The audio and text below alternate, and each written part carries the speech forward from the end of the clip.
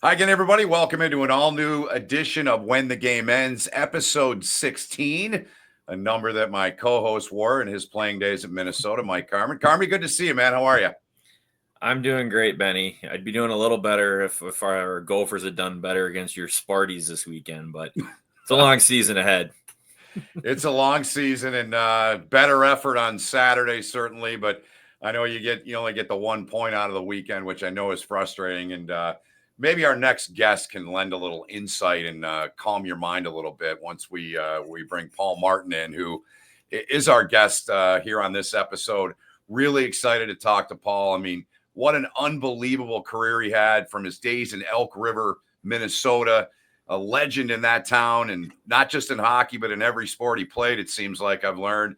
Then at Minnesota, wins a couple national titles, All-American, 14 years in the National Hockey League. And like any pro athlete, Carmi, he had his ups, he had his downs, some things off the ice that I know he's worked through. And I'm looking forward to talking with Paul about his career and all those things too. So, and you obviously have a connection with him as well. Yeah, just through all the alumni stuff over the years, have crossed paths enough, and shared some beers a couple of times, and just a really great, genuine guy. We'll get into some stories mixed in throughout the interview here.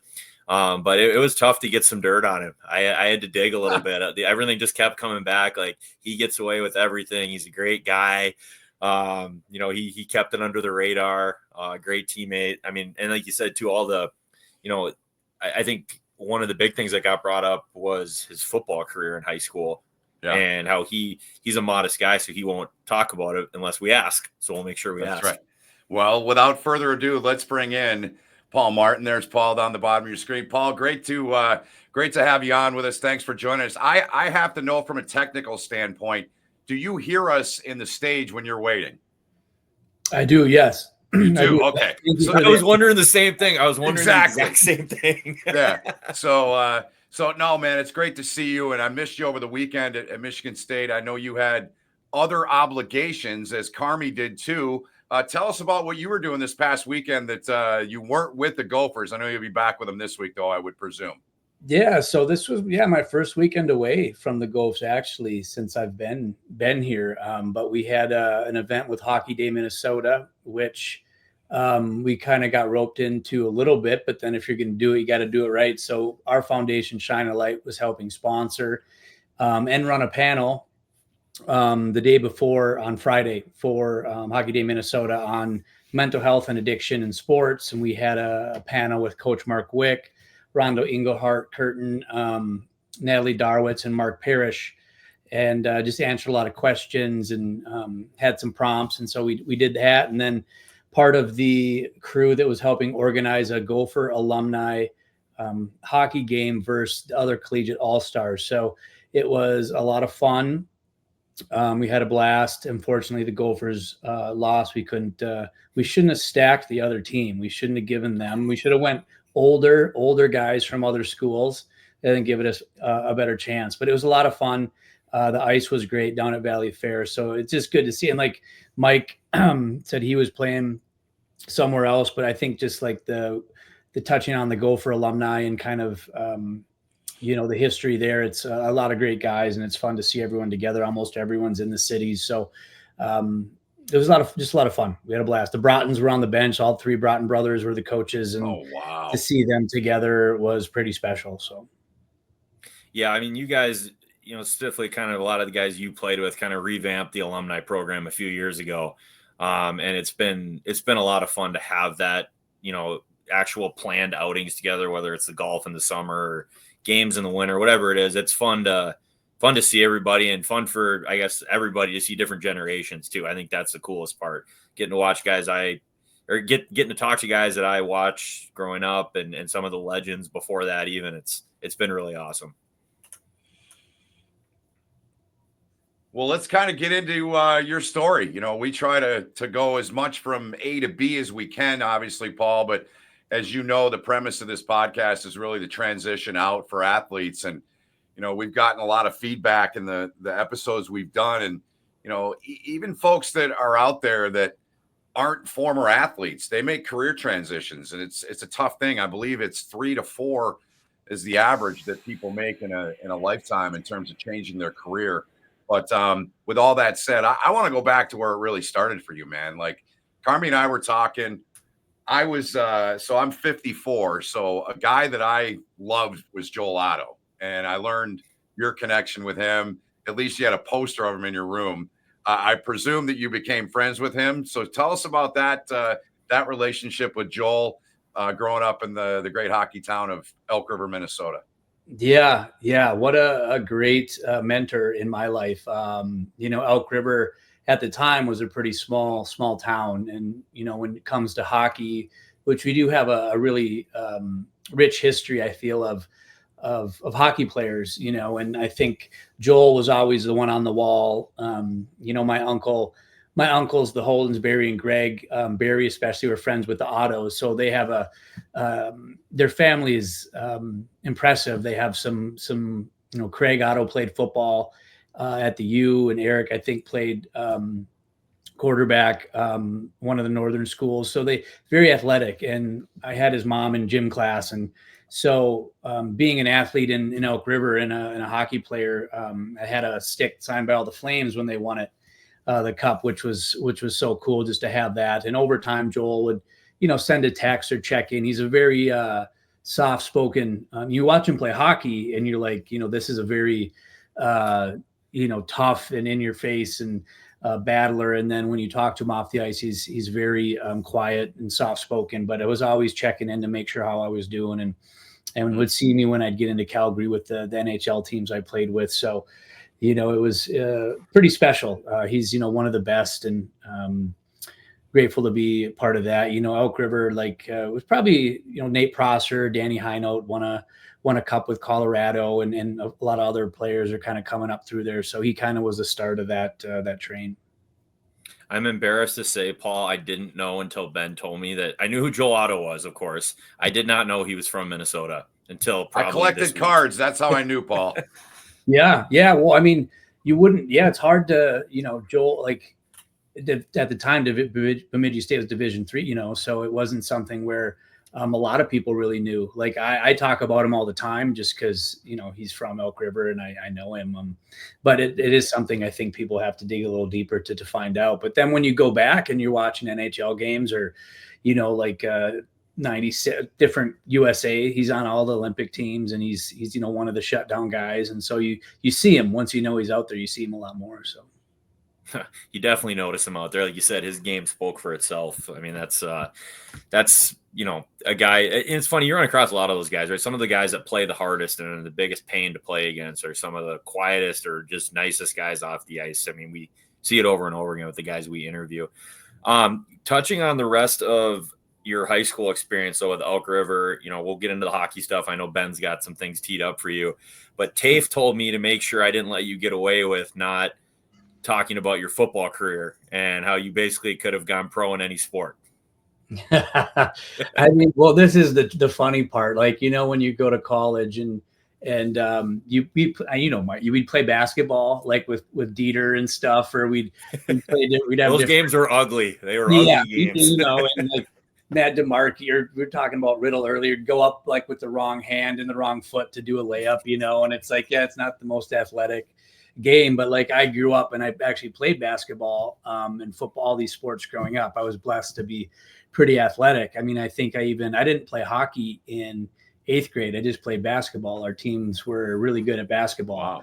Wow. And we had a pond behind my house. And so I missed hockey so much that year skating outside that the 9th grade year ended up choosing to play hockey and go out for the Elks and hockey. And that was kind of it for basketball. But football was actually my favorite sport growing up. And my dad was the coach. And then getting into junior high and high school, I moved from quarterback to wide receiver. And the good thing about the Elks is we threw a lot. We had really good quarterbacks, Nate Kopechka and Tyler Grupa, and they went on to play D2 ball. And we'd throw a lot. So I had some, I don't know, I think I still have records at Elk River, the touchdowns and yards, because now they just run like a wing T where they don't ever throw anymore. But I did have some in the state for a while, records and touchdowns. And it was kind of cool because Randy Shaver does the all tournament team and stuff. But I think when I started to get recruiting letters for college and Big Ten schools, it kind of was clear that I was going to be a hockey player and that was my sport. And so we didn't really entertain any offers. And Coach Gus, my neighbor, who recently passed, kind of had said that I wouldn't be playing college football, at the next level. So it kind of was an easy decision after, my sophomore year that it would just be playing hockey. But football was great. Friday nights under the lights. There's a toughness team element to it that was a lot of fun, and thankful for playing all those sports. I really think it helped kind of mold me into the athlete and hockey player that I was over time. Yeah, I have you for you were first. You probably mentioned him first in receptions, yardage, and second in receiving touchdowns when you graduated, and you're still top 10 in all those categories from the research I was able to find. So who are you were a Vikings fan, I presume. So who was your guy when you were a kid? Who was your idol or idols on the Vikings? Yeah, I loved watching the Vikes growing up. I mean, it was Chris Carter was fun to watch. He would haul down anything, and then obviously Randy Moss when he came in, and there was Jake Reed, and so it was just a fun receiving core to watch. And we'd go out in the yard and play with the neighbor kids all the time. What receiver are you going to be? And yeah, I loved watching those guys. Yeah, I remember my first ever Vikings game was the Randy Moss's rookie season, and it was a preseason game. And ironically enough, it was against the Chiefs, who we all love to hate now, but they spanked them about 65-0 or something like that. And I think Randy Moss had 5 touchdowns. that was my welcome to the NFL Randy Moss moment. So that was pretty cool. No, so Paul, I guess when you talk about like all the other sports you play, what do you feel like you pulled from? You said you basketball. Did you play baseball too? I did play baseball. I ran track 9th and 10th grade, and my uncle Barry was a baseball coach. I played baseball all the way growing up, and then went out for baseball junior and senior year. We actually went to the state tourney my senior year, and we lost to Cretin-Derham Hall. Joe Mauer hit an opposite field home run to beat us. But that was kind of cool, a fun little story to tell. But yeah, I loved playing other sports. And baseball was the eye hand, coordination, and I played a little soccer, the eye feet, and the toughness of football, the teamwork, camaraderie, that kind of thing. So I just think each sport has a little different thing to offer. I think kids at a young age now are in their hockey boots too long and year round, where you get them out, you try to be an athlete first, play different sports, work on the running, the jumping, all that stuff. And you can always specialize later once you kind of develop all those skills as an athlete. Yeah, that's kind of what I was going to lead to is, it's definitely a thing now, and you see it at the young ages. And when I see it with AAA, these kids are on the ice not only year round, but sometimes multiple times a day year round. And, we had AAA hockey. You guys had AAA hockey too. Were you playing and skating in that in the summers at all? Or were you kind of just all in on other sports growing up? Yeah, I think the best thing about playing all the other sports was like the changing of the seasons. Once that would come around, hockey season was over. It was the springtime for baseball, and fall was football. And I always enjoyed getting ready for the new season. I think in the summers I would do maybe like a skating camp to work on the power skating for a little bit. But mostly it was outside, playing street hockey or other yard games, things of that nature.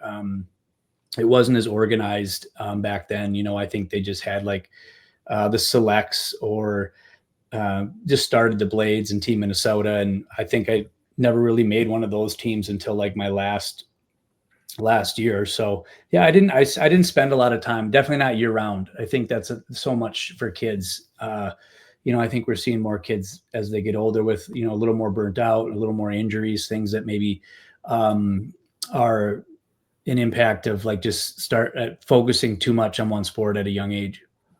I remember I never took my skates off. Like, I mean, even in college, like in summers, you just start skating again right away. And I don't think it was after my first year in the AHL, I came back and I didn't skate for about 6 weeks when I got home. And I was like, this is amazing.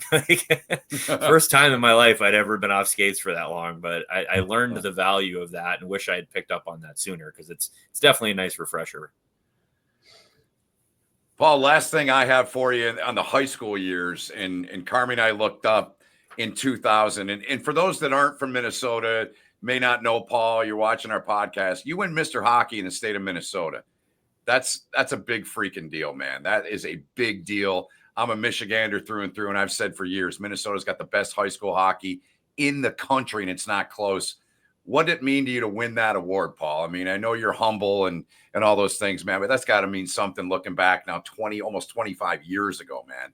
Yeah. I mean, it's definitely something to, be proud of at the time. Looking at the list of other guys that have won it, there was a string of a lot of Gophers before me. And, I watched the Gophers growing up at Grandma and Grandpa's house, back when it used to always be on TV and before kind of the development, a lot of the other schools that we now have in Minnesota, which is great for the game of hockey.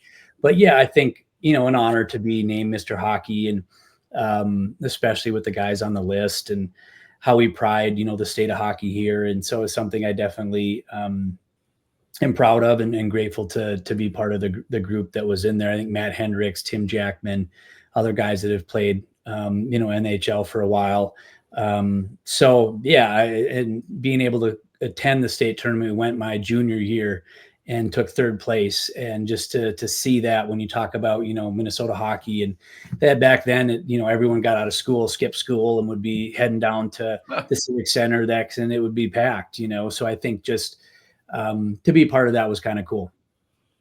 I was at that game when you guys won third. You just talked about skipping school and whatnot. Dave Fisher and I actually went to the same elementary and middle school growing up together. And so every time the state tournament rolled around, me and him would be meeting out in front of the school, waiting for our dads to pick us up to cut out early and go down to watch. So that's awesome. It's funny how it's such a great experience. I mean, Benny, I don't know if have you ever watched it in person? No, and I have a close friend that does a lot of Big Ten games that I've worked with more recently, Pat O'Connor, and he directs most of those games, and I'm like, I will come and call games in that for free. I would love that. It's unbelievable, man. I can't get enough of it. Our high school hockey in this state it's not even close, man. And there's like 3 or 4 programs, and I think the Minnesota programs would probably smoke the 3 or 4 really good ones. So there's just so much travel hockey, as you guys know, and those people that know hockey in this state. Yeah. I think Lou Nanny still actually is doing he's been doing. Yeah. He might be done soon, Ben. So maybe there's an in there, you gotta have Nicoletti put in a good word. There you go. Yep. Gotta have him put in a word for you. Yeah. Go ahead, Carmi. No, I was just gonna say, we jump around a little bit here, but you played World Juniors, obviously incredible career at the Gophers, 2 back-to-back national titles, 18 years pro. I want to skip kind of the head a little bit to the end of the career first. So when you retired 2018, did you know that season you were done? And Ben and I actually brought something up where we saw 18 games at the Barracuda at the end, and you're like, yeah, riding the bus, I'm out. But no, just kind of tell us how you came to the conclusion, hey, I'm done. And did you have a plan for what was coming next? That's a good question. There's a lot of layers in there. I think at the end of my career, which we can talk about, I wasn't in the best spot. I think, and the Barracuda piece was great. That was some of my, the most fun I had at the end of my career. We all battled the end of, I think our professional hockey career, which we know is not always easy. Not everyone goes out with a Stanley Cup and a parade. And when you spend so much time, since you're a little kid in something, it becomes part of who you are, right? Your identity and where you bring value and what else are you going to do? And we had just come off a Stanley Cup run and a loss to Pittsburgh, where I was the previous 5 years, and they went on to win 2. And that really got to me. That was really hard for me when, my focus was, whatever, it's get to 1,000 games or win a Stanley Cup. And then you make it, then you're, in this group of people, instead of really appreciating, what I did have in the time I had left. And I was always good with the young guys. I loved being a mentor, those that had mentored me. And at the end of my career, after we had lost, had an ankle surgery. And so I wasn't taking as good of care of myself. I was dependent on pain meds and alcohol. and, still trying to get up and get to the rink, which I did. Like, I wasn't missing or anything, but I was in San Jose, 70 degrees and sunny, and I was having a hard time getting to the rink, and so that was a hard time for me the last year. I did step away for a little bit and then came back and joined the Barracuda. And Jake Middleton was my D partner, who plays for the Wild now, right? Oh, And wow. so, get to talk to those guys, and teach them a thing or two, and also just remember why you play the game and understand the grind that they're going through, right? Like, as far as their goal is to get there, how do I get there? What do I need to do? And something that I had been doing for a long time, and you just feel like that's, it's easy when, it does take a lot of work and dedication. And so I think navigating the end of my career was difficult, to where I wish I would have asked for help, and stepped away and really took more time on my health than trying to, think that I had everything under control and could navigate it. And by the end of my last year in San Jose, I still had another year. I was bought out by Doug Wilson, and I agreed with him. I wasn't playing my best. And so then the next 6 months, I basically was drinking and eating and didn't want anything to do with hockey. And it was a tough time, because I knew deep down, I loved the game. I could still play. I just needed to take care of myself and get back, in good shape. And I couldn't get myself to do it. And, whether you say it's the ego, or it's the, my body's tired, my mind's tired. And I go back to that too. Maybe I was ready to be done. Maybe my body was telling me, what, you've had a good run. This is, making it worse by drinking and feeling like you need to go on, when maybe that's not what you're supposed to be doing. So after that, I think the next 3 months, before I retired, I figured I needed to get help. And I went out to California with the league and got sober and did a lot of things that I needed to do as far as work on, my health, spiritually, physically, mentally. And, it was the best gift I ever had, really, to go and reevaluate who I was, and not just a hockey player, and what I wanted to do, with my life, and be grateful for what I had done. I think there's certain things that we don't always get to accomplish, and learn to appreciate my run, the Olympics and the NHL, all the things I was able to accomplish are pretty, special to me. I look at them different than just, I didn't win a Stanley Cup, or I didn't get to 1,000 games, or, things of that nature. So I think, I've been sober for over 5 years now, and I'm sure we'll get into the post hockey career, but that was a pretty tough time, roller coaster, my last year and a half, in San Jose, and after retiring, to kind of figure out who I was, what I wanted to be, when I grow up. And I'm still doing that. I do a lot of work to figure out what I would like to do, on different avenues. And like you said, Ben, early on, I think, you go through 4 or so different, maybe career changes or paths. And that's helpful, because I think it's hard when we're doing one thing for so long. It can be intimidating to, what other skills do I have to do something else that's not related, to hockey or whatever it is, that guys kind of go through. And I was able to do some transition programs with some Navy SEALs, and we did some stuff with the NHL about, developing strengths and passions, and even stuff to how you interview, stuff like that, to just kind of figure out what I wanted to do. So that's kind of a long rambling now, but I think the end of my career and playing with the Barracuda, with some of those guys, and learning to kind of appreciate how far I'd come, it kind of was a full circle thing to realizing, I was probably done playing the game that, I grew up on a little pond in Elk River, and to be thankful for that whole run. Ben, I'll let you go here, Ben, but this is a perfect example. We've talked about, people see, oh, he played 15 years in the NHL, had all these accolades, as a player throughout his career, made millions of dollars. Why is that?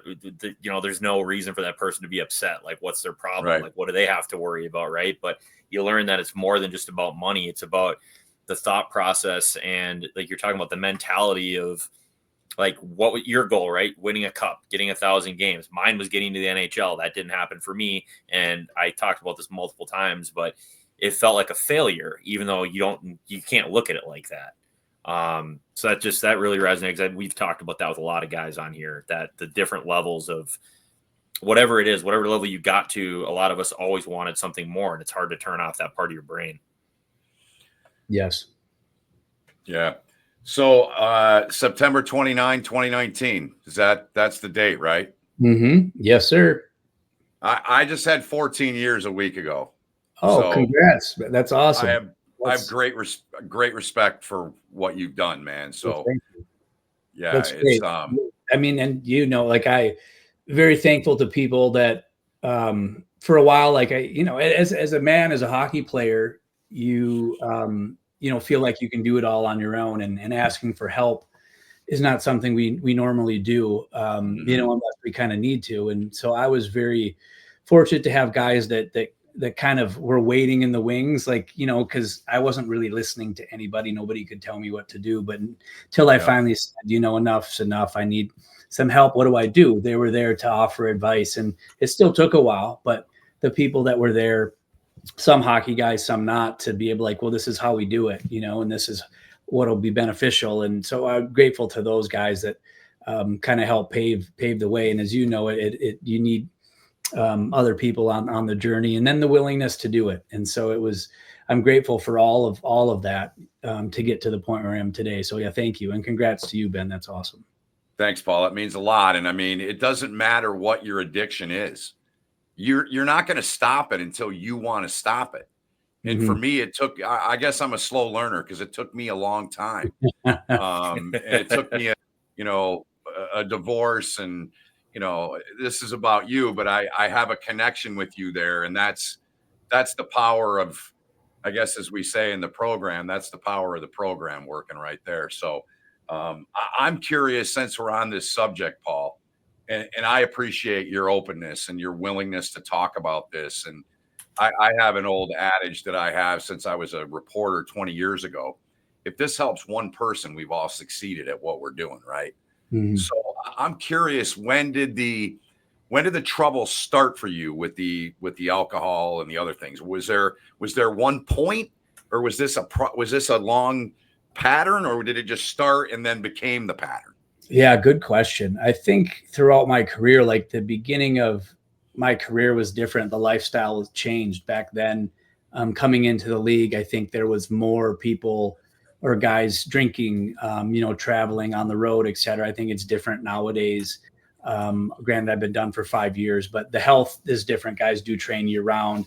There used to be buffalo wings and beer in the locker room after games. They don't do that anymore. Now you have, shakes and smoothies and stuff, and guys take a lot better care of themselves than they did. So I think just being in that lifestyle, like, it was always fun. Like, I didn't see any issue with it. Like, we weren't, causing too much problems. I was always, it wouldn't be like the night before, like you taking care of yourself, you're still performing at a high level. It was kind of hard in Pittsburgh for a year or two getting adjusted there after leaving New Jersey. I struggled a little bit early on, social media and like not playing up to my contract and focusing on things I couldn't control, which I kind of learned my lesson there. So maybe there I got, had a tough time with like depression and like being down and drinking too much. And, but by the end of my career there, I kind of, was healthy and playing well and back in Olympic form and, playing at a high level. And so I think kind of the next big time was the end of my time in San Jose after we lost to, the Penguins. And so it took that really hard. I had an ankle surgery, and opiates were always difficult for me. And some of my injuries, I've had, 5-6 surgeries, and I've struggled with them, especially at the end of my career, stepping away or giving that up to becoming, dependent on them and the alcohol. So after, my last year probably was the toughest in San Jose after that. And then the year after that, getting sober and, the willingness to actually do something different. So I'd say that's when it was probably the darkest and toughest at the end of my career. To really navigate all of that, like being done with something I loved, ending of a relationship. But there's a lot of other things going on that contributed, but it was really hard until I removed, the alcohol and the opiates for an extended period of time to really do some actual work on myself and figure out, who I was and how I wanted to live my life. So, yeah. Yeah, and so all of this, I mean, it kind of paved the way for your Shine a Light Foundation, right? I mean, that's kind of, I would imagine, like, knowing that, the mental struggles you go through, right? When we were coming up it was not, it's like you mentioned already, you felt weak if you brought up something that like made you look like you weren't 100% or weren't a man or whatever you want to call it. So having that mental health, which I know the guys get better support for that now, but that obviously was a huge driver for you in starting the Shine a Light Foundation. So can you tell us kind of a little bit more about that and how that's progressed? Yeah, good question. In 2016, we started the Shine a Light Foundation. I think one of the good things about my hockey career is I was able to interact with a lot of good humans, you know, the Dan Hinotes and Sean Podines and guys that had other foundations about causes that really impacted them and that they cared about. And so I had time to really think about something that I wanted to focus on and give back to, you know, besides hockey. And we have a big family on the Martin side, and we lost 2 cousins to suicide, and then a close family friend. So Shine a Light started as a suicide prevention foundation, basically just raising awareness and funds for other organizations that focus on suicide prevention and awareness. And so over the course of, you know, till today, we had some ups and downs. I stepped away when I got sober because I felt like I wasn't mentally, you know, healthy to be the head of a foundation in where I was. And so now to come back as a sober human and say, you know, this is still something I really care about. We kind of changed some of our focus to where it's more of an education and awareness foundation. We work with Masonic Children's and HCMC, Washburn Center for Children, and help provide some of their programming and music and art therapy at the hospitals. And then we have some mental fitness journals, we call them, and work with some youth sports associations that deal with breath work and mindfulness meditation, visualization, some tools that we feel are important for kids to learn to help kind of navigate their experience, whether they're in the classroom or on the ice. You know, breathing is so important, and we half the time don't know how we actually breathe and how we can use it to our advantage, things of that nature. So Shine a Light's been great. Music is a big part of my life. It was when we started the foundation. Shine a Light's a Rolling Stone song, and so we have one main event a year, and we have music and local Minnesota bands and some kids that have been part of the program come out, and they're the rock stars and they play and things of that nature. So it's just something that have impacted me and that I care a great deal about, and we've had a great support from our sponsors and donors and local community that really helps kind of our program click. I'm glad you brought the music up because I'm a metalhead at heart, but a rock guy too. So I read too this part. We're going a little different direction, but that it just triggered me. So you made a promise, number one, to your mom. I read your mom, Bev, right? That's her name. Mm-hmm. And then you go back and you mentioned the phrase "full circle" earlier. We were talking about your career. You had another one going back to Minnesota, which I know we can get into a little bit later. But one of your classes, is this true? It was the history of rock and roll? Yes. History. That's sweet. Very cool. Yeah. I love history. Originally that was one of the subjects I went to school for my undergrad with, but there's not much you really can do with a history degree, maybe teach, you know, depending on what other, you know, so to come back to school and have the history of rock and roll. And that was right up my alley. I think I got an A. So it was a lot of fun to learn about that kind of, I just, you know, love music, classic rock, anything. So that was always fun. And it's amazing when you come back to school 16 years later and you have the ability to sit and be present with it. You actually do a little bit better than when you have a social life and a hockey, all the other stuff going on. So I didn't actually mind going back to school. It wasn't too bad. Cool. Did you take both of the history of rock and roll classes? I believe there was 2 of them because I took both of them, and then maybe they've changed it, but yeah, I think I did. There was like 2 different time frames. Yes. Yep. It was like how it all came to like maybe I don't know, like 1920s, 30s, and then the next class took over from there. So I did those back-to-back semesters too. Yeah, I love those classes. Those were great. So did your mom throughout your career as an NHLer? Did it ever come up about, hey, you still have to go back to school, or was that just a promise you made to her and you kept, and that was that? Yeah, I mean, she would definitely remind me every once in a while, you know, that I could be taking classes. And looking back, I probably could have started, you know, whether it's the music piece and learned guitar. There is a lot of downtime, as Mike, you know, like the on game days, or you know, you're at the rink for a couple hour practice and stuff. So, but I think when I was done, that I had, you know, a year when I was getting sober to figure out what I wanted to do. And to not have my degree yet, it made it easy. And Stu Bickle was at the U as a graduate assistant, and I had reached out to Bob, and they were like, yeah, that'd be great. So it worked out really well. Fortunate to be able to do that. Earned my undergrad the first year, and then my master's the next 2 years. So that allowed me to be at the U and continue to be close to the game at my alma mater and a program I care deeply about and the guys. And so pretty fortunate to be able to do that and earn my master's the way that it worked out. And Bev's happy. Most importantly, mom's happy. Yeah. There you go. Real quick, one more thing, Carmi, and you go. Just more of a comment here, Paul. And I in reading and researching, Bob basically said we needed Paul and Paul needed us. Just a reaction from you when you hear that. Yes. I mean, it's so true. I mean, the power of sports, especially team sports, and what we talked about Troy Riddle earlier, like our group of guys that we ended up winning with, or we have a group chat, we text every day in it.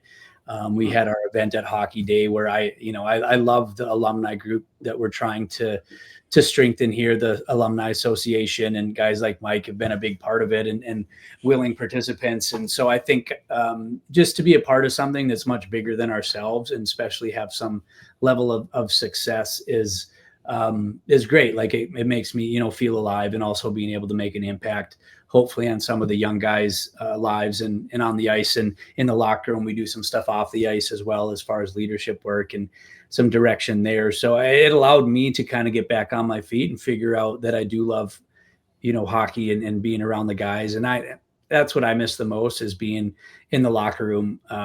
It's hard to find that when you're done. And so that gives me a small piece, with the staff too, Coach Gordon and Pottersay and Killer and Bob. So it's been a really good experience kind of coming back and seeing from the other side too, and the difference, what it means to be a coach, and as what it was like as a player, and how we a lot of times aren't always the biggest fans of our coaches, but you have to see the other side too, the business piece, and you're responsible for a lot of guys and a lot more. So it's been a really good learning experience and a lot of fun too. So Bob's been, I've learned a lot from Bob, and hopefully he from me. And it's been, something I'm grateful to be a part of.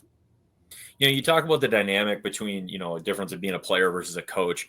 It seems like now you guys have a lot of players, coaches on the team, like on the coaching staff, like guys that I feel like you guys connect really well with the players, guys like you and Gordo. I don't know Steve as well. I always liked Bob. I didn't get to play for Bob. I was recruited by Bob, didn't get to play for him. But it seems like you guys probably have a great communication with the players. Is that kind of how you feel with them? Like you guys can be pretty honest with each other most days? Yes. I think it's so much more important these days. The old school ways of kind of coaching, I don't want to say with fear, but there's an intimidation piece of, you do this and that's why. And now I think the guys these days need to know why they're doing it. And there's a relational piece to understanding each player and what makes them tick. And they're all different, and, motivational pieces. And Gordo's the best. He's great at it. The guys love him.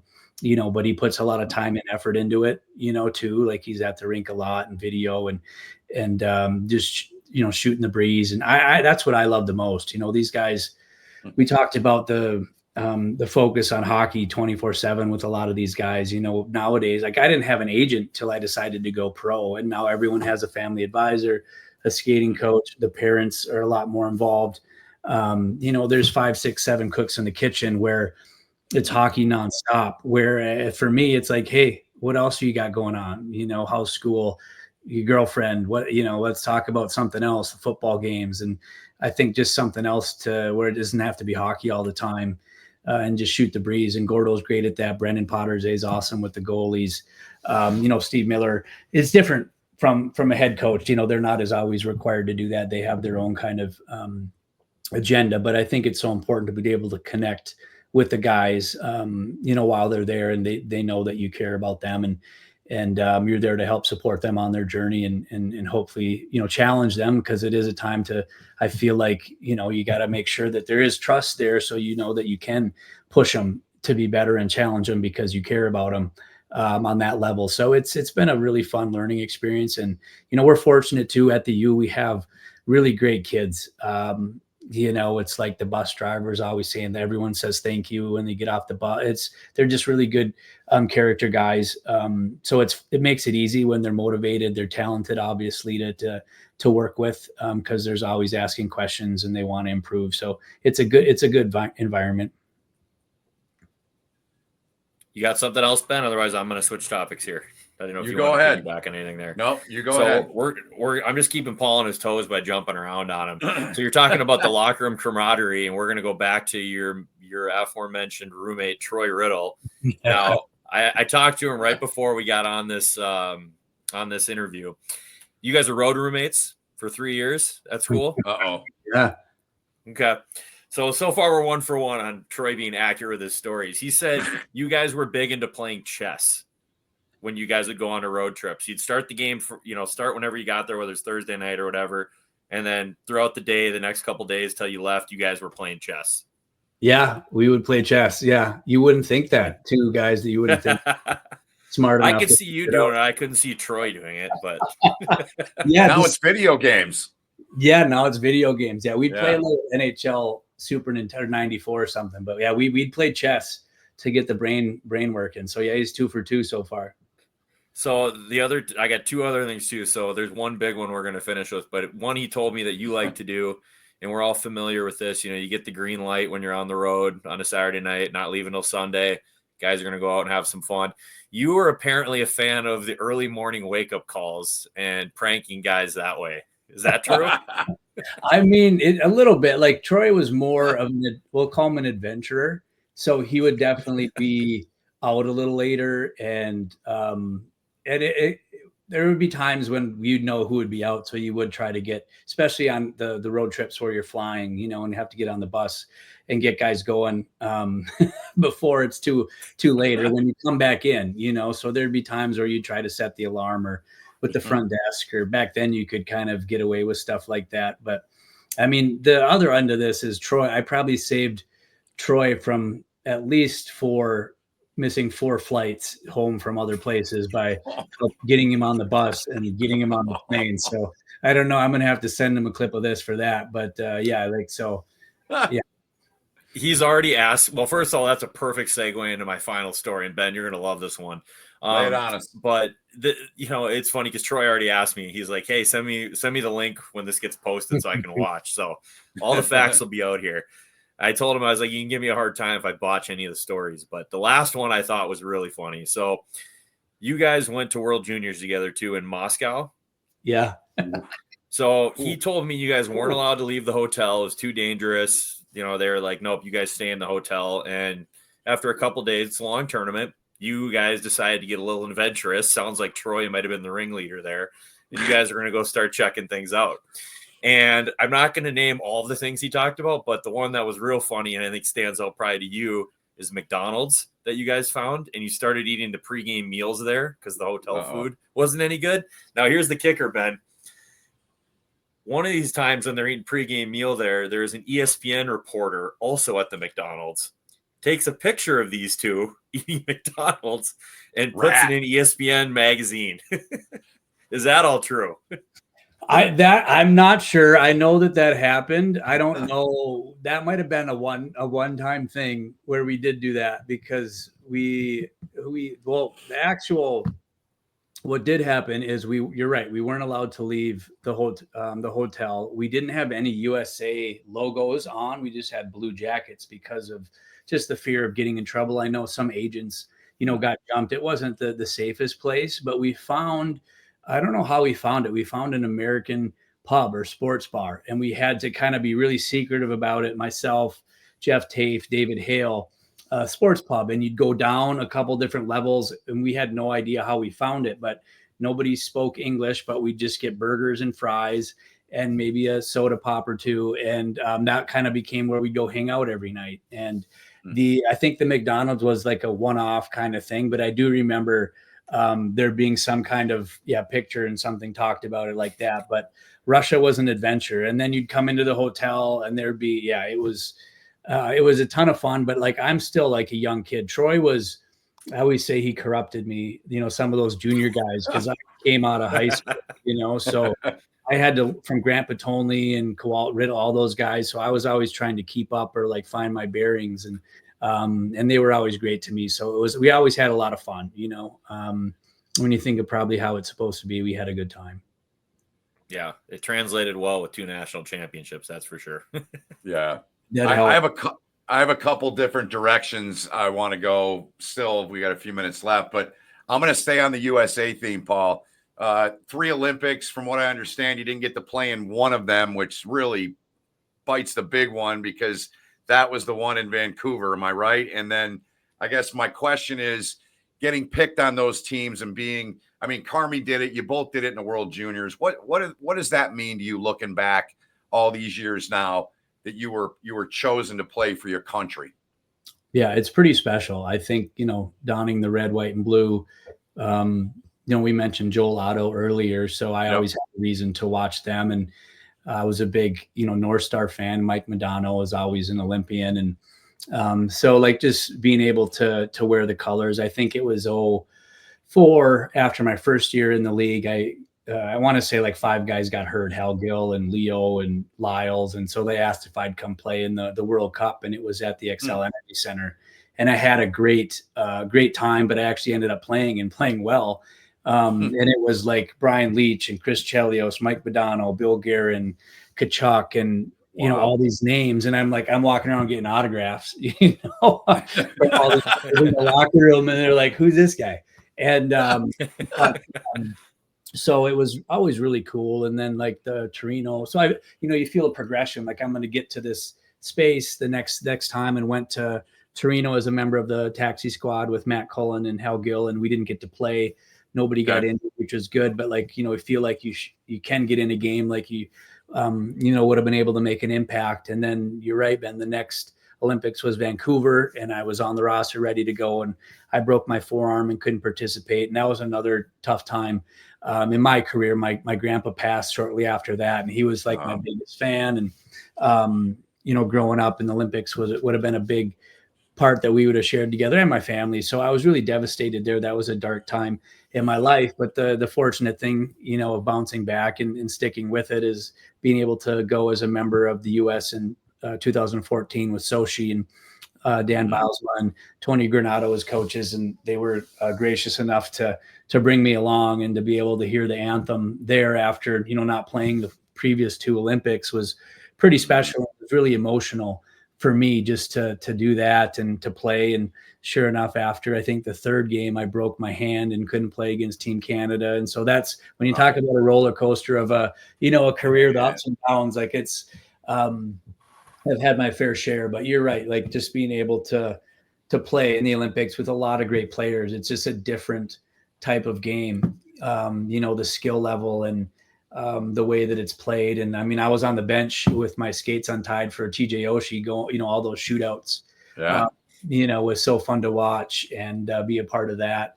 I'm very fortunate to represent my country. And you played obviously you played for 3 franchises, and I got a little rapid fire we'll do at the end. But now I just looking at the first team you played on, man, Elias, Gomez, Niedermeyer, Rafalski, Madden, Gianta, Stevens, Pandolfo, Langenbrud. I mean, when you get to the NHL, what are you thinking that first year, man? Like, holy smokes, look at this team I'm on. It was intimidating because of that roster. And back then there weren't many younger guys playing. It was all older guys. So you had to earn your stripes, and that list is very intimidating.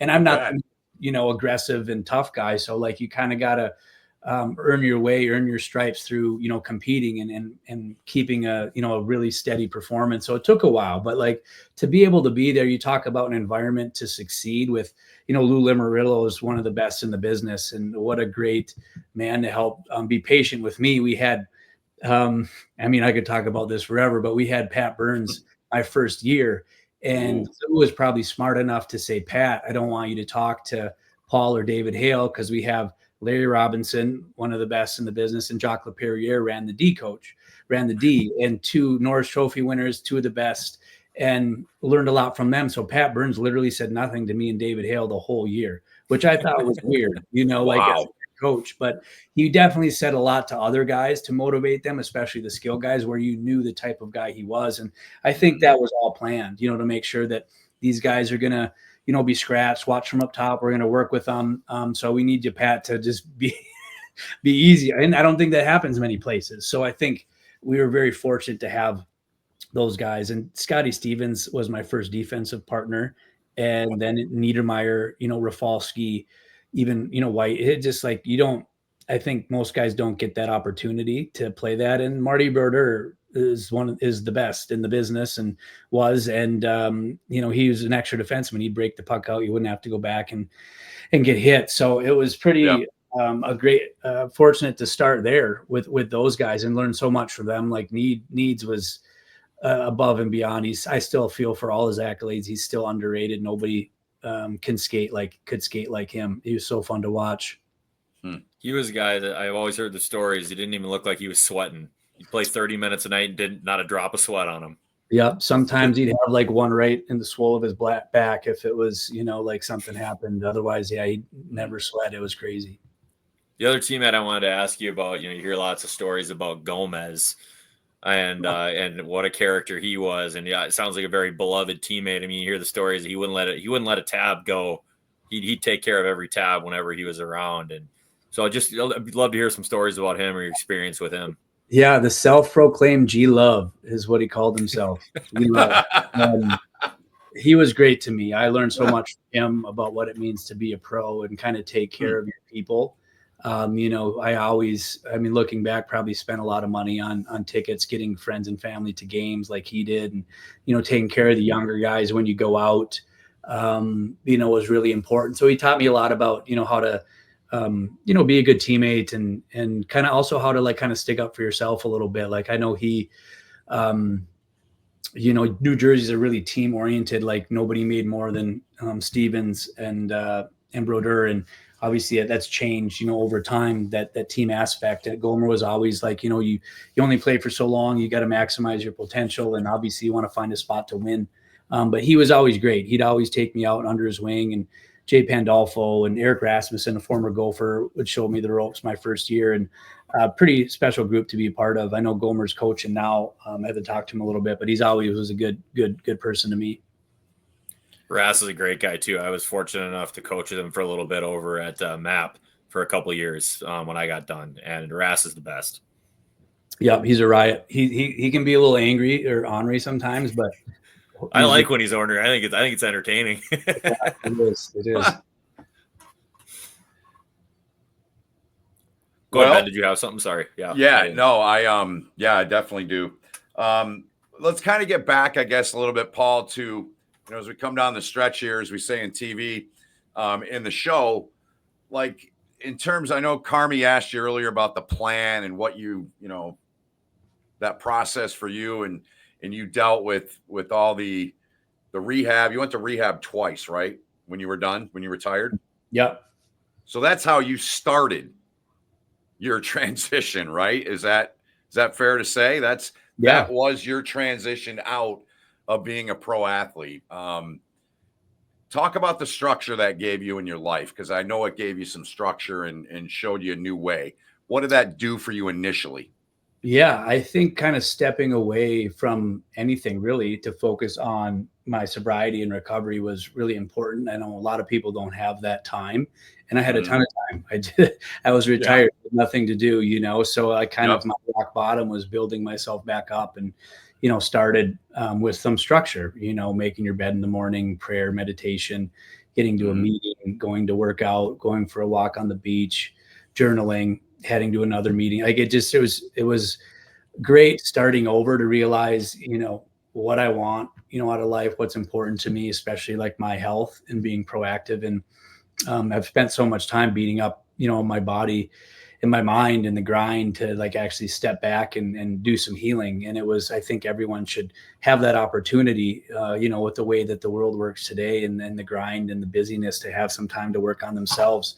And so, it provided me that year or more. And then, fortunately or unfortunately, COVID was there, for a couple of years. So I stayed in California with a friend, and we had boxing groups, surfing in the morning, and a lot of things that kept me in my group of sober men, and really helped me dive in, going through the steps and the big book, everything that was recommended in California. And it's actually kind of bittersweet. A lot of where I got sober was the Pacific Palisades with some men in those groups. And it all burned down. And the Bread and Roses meeting, and a lot of people there that, good people that helped me. And, hopefully there's a time to rebuild there, and for them, and just was a different way of life, and it didn't really discriminate. There's, rock stars, other athletes, CEOs of businesses, and homeless. It just was a wide range of people to really to learn a lot from. And that gave me a lot of time. I started working with a spiritual advisor, I call him, and we'd read and we'd meditate, and we'd do a lot of things that I never really had done before. And it really opened my eyes and awareness to a different way of living and being more present with myself and other people. And, over the course of a career, you're internally focused and driven. For me to have success, I needed to be somewhat selfish. I think a lot of professional athletes, and now it's kind of being able to come home and earn a degree and be closer to my family. And my sister had a kid, and spent time with my niece, who I love, and spend time more working on the Alumni Association, be present with the guys at the U and Shine a Light Foundation. And really helped keep me, purpose and why I'm doing the things I'm doing. So the after, when the game ends is kind of when life begins. There's, like, David Brooks has the second mountain. A lot of people talk about, that piece. The first piece is the status, the money, the career. And the second piece is more about, the love, the lifestyle, the connection, the relationships, and the service to others. And how can you make an impact on other people's lives? So it's been a really kind of segue into this second part of life, and realizing it's not the end. It's just kind of really the second mountain here. So I know Ben wants to get to some rapid fire stuff here too. We might have to steal that, by the way, Ben, the line, when the game ends, life begins. We might have to take that. That was good. But no, I thought about this earlier, and I was trying to figure out kind of how to phrase it. I'm still getting used to the interviewing stuff, Paul. It's different being on the other side of this. But Coaching you talked about opioids and drinking, and I'm just curious, is it from all the injuries? We all know how it goes, especially when we were coming through. Like, you'd get a pain pills anytime, you went through a surgery. Injuries, it wasn't, regulated nearly as much as it is now. Was it something where you weren't able to get them, and then drinking, you used that to cover up pain and injury? Or was it a combination of the two? I'm just kind of curious how it all played out for you. Yeah, I think it changed. Like, it was easy for me to get them. Like you said, like, they used to hand them out, on the bus or the plane after games. And I'd always be able to refill a script for a time being. And it didn't really get bad till the end. But, like, I knew people that had them. It was easy for me to get them, where I drank at bars at times. And thank God now I know it's a lot more strict to get them, especially through, you lose a guy like Derek Bugard and some other prominent names in the NHL, Mark Pear, some other guys that have dealt with, opiates and in this sport. And so, the awareness piece is great for teams, and to not be able to do that anymore, And so I think for me, it was so easy accessible that it was hard to, it wasn't like I couldn't get them, to where it had to change things for me up until the very end. So grateful that's changed. Are you doing anything with the PA in any way? I know you mentioned you went through, you got in touch with them. Is that part of what you're doing now, Paul, in any way, or not? Not really anymore. I know we tried to help them with some programming, like an accelerator program, which was a spinoff from the Honor Foundation, we had a couple mentors and a small group of guys going through a transition program when they're done. But it didn't really stick. The PA kind of is searching for more programs to help guys. I mean, we have the hockey docs, or the assistant program, which does a great job. Dan Cronin and crew, a phenomenal job. And then after, like, when we left, we kind of started our own group. So we do have a group of guys that when they're done playing, that have a place to go if they need support and help. That's kind of on our own thing, not connected to anybody. That's been growing a lot with guys to provide some support, no matter what they're going through, just because that's kind of the tricky part. Mike mentioned that earlier, like the fear of, who's going to find out, or well, does the team know, et cetera. And just a safe place of guys that have kind of gone through stuff to, be there. Carmi, what else you got? I think I've got through everything on my list. I know you have some rapid fire for him, so I want to make sure you get that in. But no, I want to thank you, Paul, because I know this stuff is not easy to talk about. I mean, as time goes on, maybe it becomes easier to look back and think about everything in perspective and be able to, like I said, come full circle to where you are now. But, to really come on and share all this stuff, we really appreciate that. I mean, that's what the stories we're trying to get out to people, because, just as you're working with mental health through your foundation, we're hoping to have that impact on, the listeners, and give guys, an outlet to hear that, hey, I'm not the only one going through this stuff. Or, have a guy who just retired listens to us. Maybe they hear a story like this. It's something that can benefit them and, get the help they need. So we really appreciate it. Yes. Very much. Very much. So if you don't mind, Carmi mentioned a couple times, I have a little rapid fire here. So I want to do because we didn't even really cover you, winning 2 natties. I mean, that's like, we got to touch on the college a little bit. I mean, we touched on it, but we didn't dive into it. But so this is a best of college, best of the NHL. So we'll start with college. Best player you played with.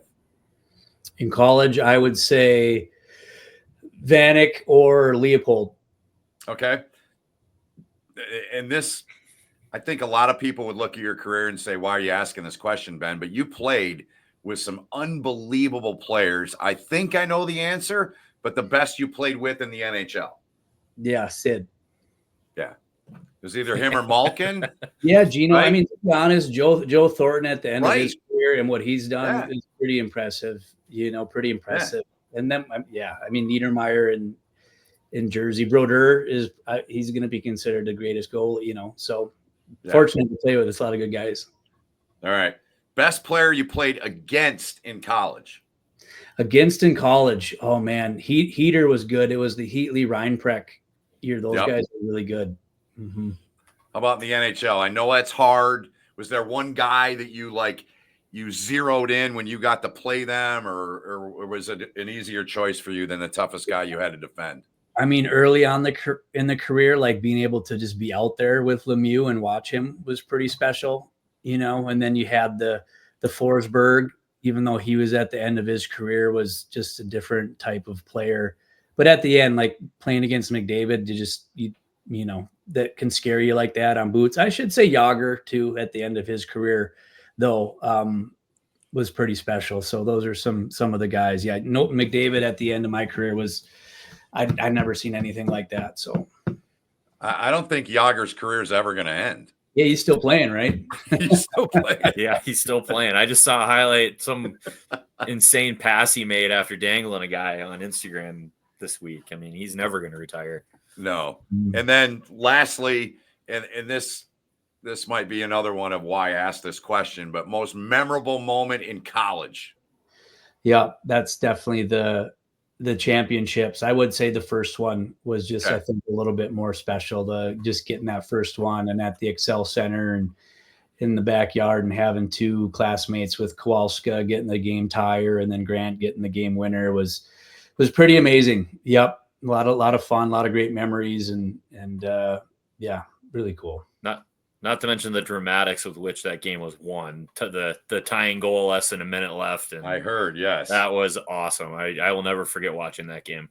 Mm-hmm. And then lastly for you, Paul, most memorable moment in the NHL. First game, Stanley Cup final, another game, first goal. What would it be of the laundry list of things you got to experience? Yeah, that's a good question. I think the first goal would be kind of special. I didn't get a lot of them, but Igor Larionov assisted on my first goal, which was really cool. He was in New Jersey there. Yeah. And then I think even though we lost the cup finals, was just a different atmosphere and really cool, even though playing against the former teammates, for sure. Okay. And then in closing, and you've given so much good advice. One thing we like to do to absolutely put the bow on the show is like your advice. If you're talking to somebody, you can go back to a Paul Martin in 04, 03, 04 and talk to this young kid. What do you say to them about, your advice for them going through the career, leaving the career, I guess, more importantly here when the game ends? Yeah, that's great. That's a good question. I feel like the biggest thing would be to enjoy it. I love what you guys are doing here, like when the game ends, because the game does end. And so just to be able to make the best of it, put in the time to make sure you give yourself every opportunity to perform while you can, and then to enjoy it, build those relationships with teammates that you'll have for life. And things like that. So, and then also like maybe make sure you build that network as far as like the mentors and the people that you trust. So when you are done, you have people to lean on to ask for help, or at least give you some direction, with what you want to do. Terrific. Carmi, closing Perfect. thought?